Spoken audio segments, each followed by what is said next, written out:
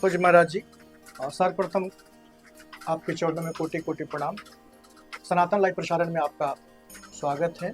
सबसे पहले जानना चाहेंगे, सनातन धर्म जिसको वैष्णव धर्म भी कहते हैं, सनातन धर्म क्या है? थोड़ा इस पर प्रकाश डालिए। सबसे पहले आपका चैनल सनातन लाइव को मैं आशीर्वचन करता हूँ कि इसके माध्यम से सनातन धर्म जन जन तक पहुँचे। और आपका जो चैनल का नाम है वो सनातन लाइव प्रसारण है और हमारा जो धर्म है उसका नाम है सनातन धर्म। क्या बात। तो ये संयोग की बात है, तो नाम अपने चैनल का बड़ा सुंदर रखा है जी। तो इसके द्वारा सनातन धर्म का कार्य भी होना चाहिए। तो सनातन धर्म उसे कहते हैं जो आदि अंत से रहित है, जिसका आदि नहीं है और नहीं जिसका अंत है। हमारे यहाँ सनातन धर्म में बतलाया गया है सृष्टि का विस्तार, सृष्टि का विकास कैसे हुआ। तो सृष्टि का विकास हमारे यहाँ भगवान नारायण के द्वारा बतलाया गया है और नारायण से सृष्टि चली है और आज तक ये सृष्टि चली आ रही है जिसमें हम सब हैं। और सनातन धर्म वही धर्म है जिस धर्म का उपदेश कभी भगवान नारायण ने ब्रह्मा को किया था। ब्रह्मा से नारद इत्यादि को प्राप्त हुआ, पुनः मनु इत्यादि को प्राप्त हुआ, ऋषियों को प्राप्त हुआ। तो इस प्रकार से ये सनातन धर्म की परंपरा है और सनातन धर्म का मूल ग्रंथ मेरा वेद है। वेद है। वेद का ही अनुगमन करने वाली हमारी स्मृतियां हैं। हमारी स्मृतियां हैं, जैसे आप मनुस्मृति का नाम सुनते हैं, इसी प्रकार से हरित स्मृति है, याज्ञवल्क्य स्मृति है, विभिन्न स्मृतियां हैं हमारे यहाँ। तो इस प्रकार से ये धर्म का जो मर्म है उसको यदि किसी को समझना है तो उसके लिए मैं कह सकता हूँ कि उसको वेद का शरण जाना होगा, उसको स्मृति का शरण जाना होगा, तभी वह धर्म के मर्म को, रहस्य को समझ सकता है।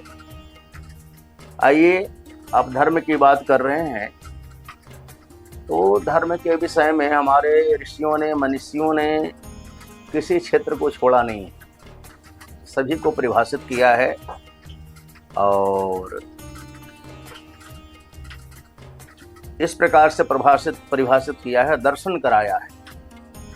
इदम इत्थम, यह पदार्थ ऐसा है। तो आज जैसा आप लोग धर्म के विषय में सोचते हैं या जनमानस जिस प्रकार से सोचता है, या ये भी चर्चा आती है कि हम धर्म की बात न करें, हम धर्मनिरपेक्ष हैं, ये भी धर्मनिरपेक्षता की ही बात होती है जी। तो धर्म पदार्थ क्या है इसको सोचिए, पहले इसको समझिए। धर्म जो पदार्थ है, कहा वेद विहित कर्मजन्यो धर्म। वेद विहित जो कर्म है वही धर्म है, जो शास्त्र विहित कर्म है वही धर्म है। मतलब शास्त्रों में जो बातें कही गई हैं वही धर्म है, और वेद विरुद्ध जो है वह अधर्म है जी। धर्म जो शब्द है, पहले आइए शब्द पर हम लोग चलते हैं, धर्म शब्द पर चलते हैं। धर्म जो शब्द है धृंग धातु है, धारण करना अर्थ में जी। इसी से धर्म शब्द बना है। तो जिसमें धारण करने की क्षमता है, आप ऐसा समझिए, जिसमें धारण करने की क्षमता है वो धर्म है जी। जिसमें प्रतिपालन करने की क्षमता है वो धर्म है, जिसमें संसार को संचालित करने की क्षमता है वो धर्म है। ऐसा आप लोग समझिए। क्या बात। जिसमें प्राणी मात्र का कल्याण समाहित है वो धर्म है। तो इस प्रकार से धर्म को समझना चाहिए। हमारे यहाँ गौतम ने कहा धर्म की परिभाषा करते हुए, यतो अभ्युदय निःश्रेय सिद्धि स धर्म। अभ्युदय मतलब विकास, डेवलपमेंट। जी आज डेवलपमेंट की बात हो रही है। जी जी प्रत्येक व्यक्ति विकास चाह रहा है, प्रत्येक व्यक्ति विकास चाह रहा है। जी तो विकास कैसे हो और हम विकास किसको माने? विकास कैसे हो और हम विकास किसको माने? आज जो विकास है ये भौतिक विकास है, भौतिक विकास है और भौतिक विकास में दुनिया आगे बढ़ रही है। जी किंतु जिस प्रकार से भौतिक विकास में दुनिया आगे बढ़ रही है, संसार आगे की ओर जा रहा है, उसी प्रकार से आध्यात्मिक जगत में वह पिछड़ भी रहा है। अच्छा हम प्लेन पर चढ़ करके चल दिए, जी हम जहाँ पर हमको घंटों लगेंगे उस सफर को हम मिनट में तय कर लेते हैं। तो ये भौतिक विकास है और भौतिक विकास के माध्यम से कहने के लिए आज लोग चंद्रमा पर भी जा रहे हैं। बिल्कुल। लेकिन चंद्रमा का जो स्वरूप हमारे यहाँ बतलाया गया है, हमारे शास्त्रों में जिसका वर्णन है उसको देखिएगा। हमारे शास्त्रों में, धर्म ग्रंथों में, पुराणों में वर्णन है कि धरती से चंद्रमा की इतनी दूरी है, सूर्य की इतनी दूरी है, प्रत्येक ग्रहों की क्या स्थिति है। इन सारी बातों का वर्णन हमारे धर्मशास्त्रों में है। पहले इसको हाँ पहले से है हमारे पुराणों में। आप रोज पुराण की कथा सुनते हैं, आप भागवत पुराण की बात करिए, आप विष्णु पुराण की बात करिए, किसी पुराण को आप उठाएंगे तो उसमें खगोल और भूगोल का वर्णन है। तो खगोल और भूगोल के वर्णन में प्रत्येक ग्रहों की स्थिति क्या है, मतलब धरती से उसकी दूरी क्या है, ये लिखा हुआ है। भले लोग आज के लोग न माने कि हम खोज रहे हैं, हमें रिसर्च कर रहे हैं, ये मेरी उपलब्धि है, लेकिन पुराण में ये बात लिखी हुई है, पुराणों में बात लिखी हुई है। तो मैं धर्म के विषय में बात कर रहा था। धर्म का मतलब जिससे व्यक्ति का विकास हो जी, और निःश्रेयस की प्राप्ति हो, मतलब परम लक्ष्य की प्राप्ति हो। परम लक्ष्य जहाँ पर जाने के बाद जरा, मृत्यु, रोग, शोक इत्यादि सबसे व्यक्ति मुक्त हो जाए, ये धर्म पदार्थ है। क्या बात।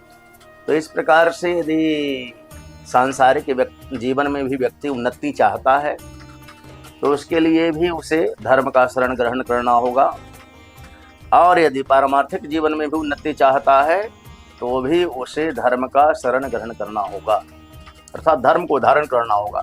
धर्म धारण करने का चीज है जी। धर्म संसार को भी धारण करता है, किंतु जो व्यक्ति धर्म को धारण करता है, धर्म उसका भी धारण करता है। हमारे यहाँ कहा धर्म एवं तो हंति धर्मो रक्षति रक्षितः। जब हम धर्म की रक्षा करते हैं जी, जब हम धर्म रक्षण करते हैं तो वही धर्म मेरा भी रक्षा करता है। क्या बात। और जब हम धर्म का हनन करते हैं, हनन मतलब उल्लंघन, जब हम धर्म का त्याग करते हैं, जब धर्म का उल्लंघन करते हैं हम धर्म को, तो धर्म हमारा भी उल्लंघन कर जाता है, वो हमारा भी त्याग कर देता है। तो इस प्रकार से धर्म रक्षण का मतलब है जो हाँ श्रुति स्मृति प्रतिपादित जो हम लोगों के लिए आचरण है, उसी को हमारे यहाँ धर्म कहा है। वो धर्म सनातन धर्म, वो सनातन धर्म है। वैष्णव धर्म का मतलब सनातन धर्म ही होता है। वैष्णव धर्म उसी को कह लीजिए, उसी को मानव धर्म कह लीजिए, उसी को भारतीय धर्म कह लीजिए। कोई वैष्णव धर्म अलग नहीं है, मानव धर्म अलग नहीं है, सब सनातन धर्म ही है। सनातन धर्म का ही ये सब पर्यायवाची शब्द है। सनातन धर्म को ही हमारे यहाँ, उसी को मानव धर्म कहा गया है, उसी को वैष्णव धर्म कहा गया है, उसी को भागवत धर्म कहा गया है, जो आप समझ लीजिए। सब ये सनातन धर्म में ही सबका अंतर्भाव हो जाता है। ये सब सनातन धर्म ही को ही का ही पर्यायवाची शब्द है, ऐसा जाने आप लोग। सनातन धर्म को ही मानव धर्म कहते हैं, वैष्णव धर्म कहते हैं, भागवत धर्म कहते हैं, जो आप ले लीजिए।